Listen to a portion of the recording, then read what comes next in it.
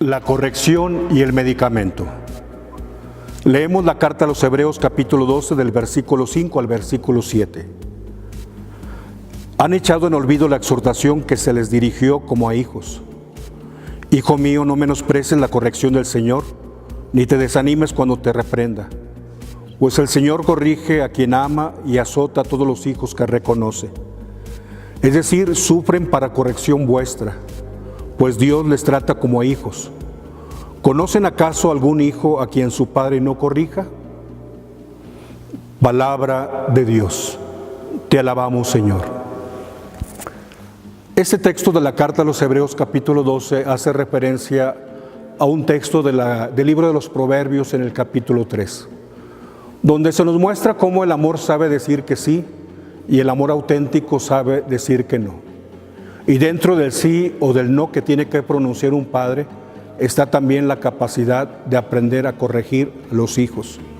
Un padre que ama sabe corregir. ¿Sabes? Hay 3 binomios de palabras que un padre debería pronunciar para con su hijo. Enseñarle esos 3 binomios de palabras. El primer binomio de palabras es un binomio que abre por primera ocasión una puerta. El segundo binomio de palabras es uno que abre una puerta una vez que esa puerta se ha cerrado. Y el tercer binomio de palabras es un binomio de palabras que abre cualquier puerta independientemente de la circunstancia en la que esté totalmente cerrada esa puerta. El primer binomio que abre una puerta, que tú tienes que enseñarle a tu hijo que lo use, es a pedir las cosas por favor. Son 2 palabras mágicas, por favor. Hoy por desgracia los papás, y puedo decir que hasta los abuelos, que son los que en ocasiones, no digo educan, sino maleducan a los nietos, no enseñan a los pequeños a decir por favor. Y entonces habrá puertas que no se le abran.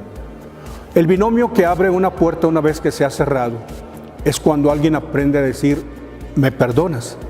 Sí, tener la sencillez, tener la humildad y tener el amor como para poder reconocer los errores y poder decirle al otro, ¿me perdonas? Abre una puerta cuando uno, por torpeza o por inadvertencia, ha cerrado una puerta. El tercer binomio que te digo abre cualquier puerta independientemente de cómo esté cerrada, es el binomio de las palabras cuando el hijo aprende a decir, te amo. ¿Te fijas cómo estos 3 binomios son mágicos y son importantes? Decir por favor, decir me perdonas y decir te amo. No obstante, conforme el texto de la carta a los Hebreos, en torno a lo que significa corregir a los hijos, el saber decir sí y el saber decir no, hace falta también que tú enseñes a tu hijo 4 palabras, o más que enseñarle, que tu hijo la aprenda a escuchar de tus labios. Ojalá que tú puedas no arrepentirte un día de no haberlas dicho, sino al contrario, que no tengas miedo a aprender a decirlas en la vida de tu hijo. Esas 4 palabras son, no podemos darte eso. Si tú no las has pronunciado, si todo se lo das a tus hijos, entonces estás haciendo más daño del que puedes pensar que estás haciendo en una persona. ¿Sabes? Hace un tiempo leí un pensamiento que decía o se llama, oigamos a nuestros hijos.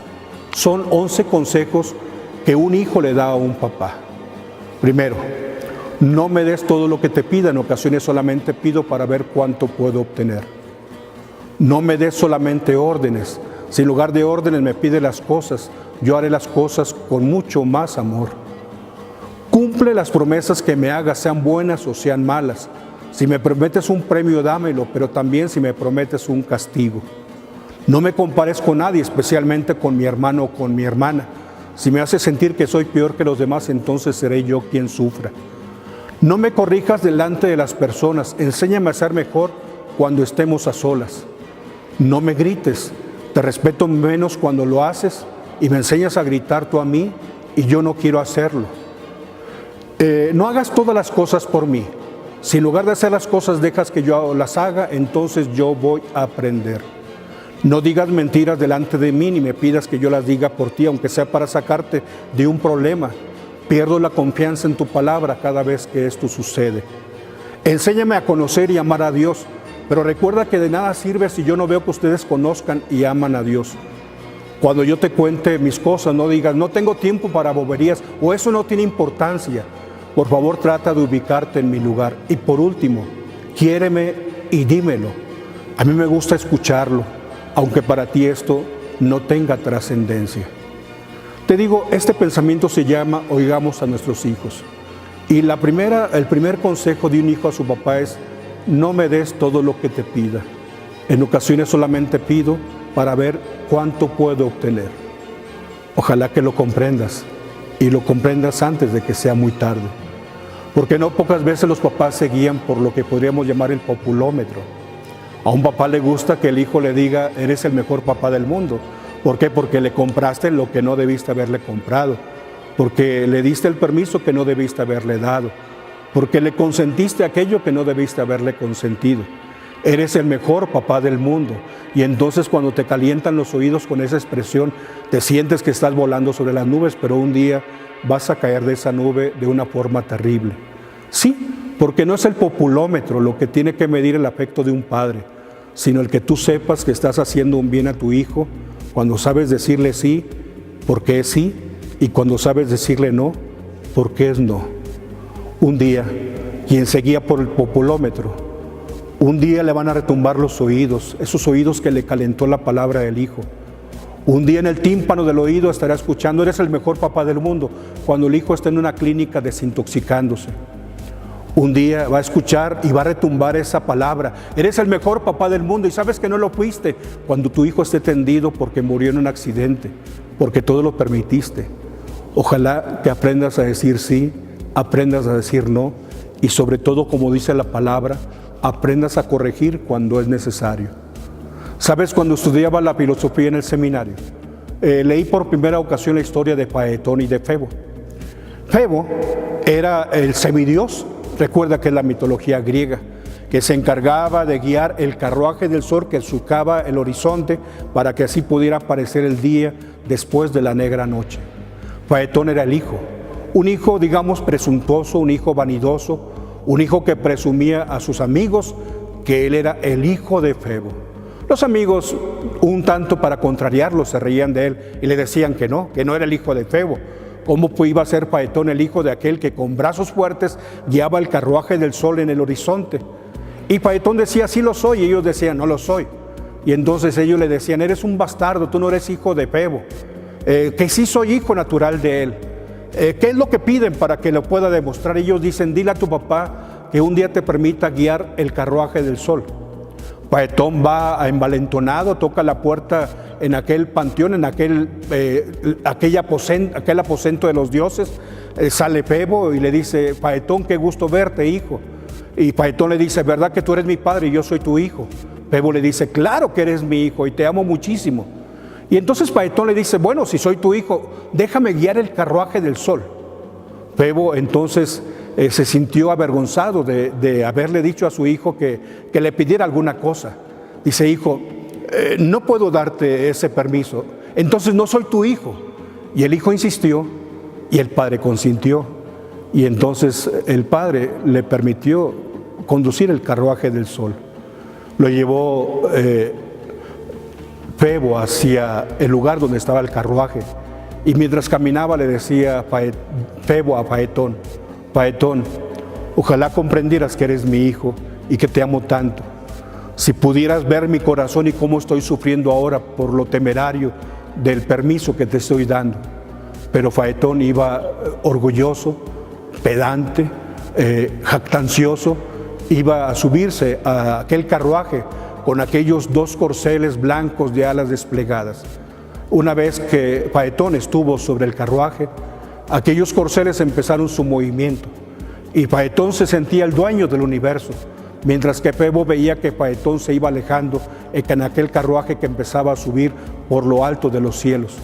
Aquellos corceles, como eran briosos, empezaron a sentir que no eran los brazos poderosos de Febo los que estaban en las riendas, sino unos brazos juveniles mucho más débiles, y entonces se sintieron que podían correr a sus anchas y volar a lo largo del firmamento.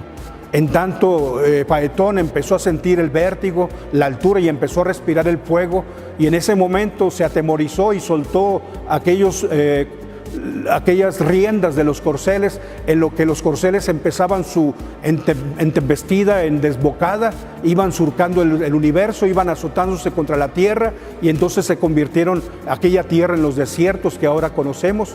Mientras que Paetón lloraba y le gritaba a su padre: ojalá estuvieras aquí conmigo, mientras que Febo también estaba desconsolado viendo la inminente muerte de su hijo y lloraba y le decía: Paetón, Paetón, ¿por qué te permití que lo hicieras? Y efectivamente Paetón se convirtió en una bola de fuego junto con aquellos corceles, mientras que seguían corriendo por el firmamento. Esto parece que es solamente una fábula, pero es una realidad mucho más cercana de lo que te puedes imaginar. Basta que abras el periódico de todos los días. Basta que escuches lo que acontece con otras personas, con tu misma familia, con tus familiares, con tus amigos o con tus vecinos. Cada día se escribe la historia de Paetón y de Febo, de un Paetón que es orgulloso, que es jactancioso, y de un Febo que, en lugar de decir que no, dice sí cuando debería de negar las cosas. El amor sabe decir sí, y el amor sabe decir que no. Ubiquemos nosotros que es muy cierto, la ausencia de amor mata a las personas, pero el exceso de amor también mata. Y lo que hoy vemos no es más que esta doble historia: personas que mueren porque nadie les ama, y personas que mueren porque los padres piensan que amar es consentir todo y permitir todo. Ojalá que pudieras entender la enseñanza de la palabra de Dios. La pregunta es fuerte: ¿conoces acaso algún hijo a quien su padre no le corrija? Yo sí conozco a muchos hijos que sus padres no los corrigen. Por eso, tanto dolor en el mundo. Que Dios te bendiga.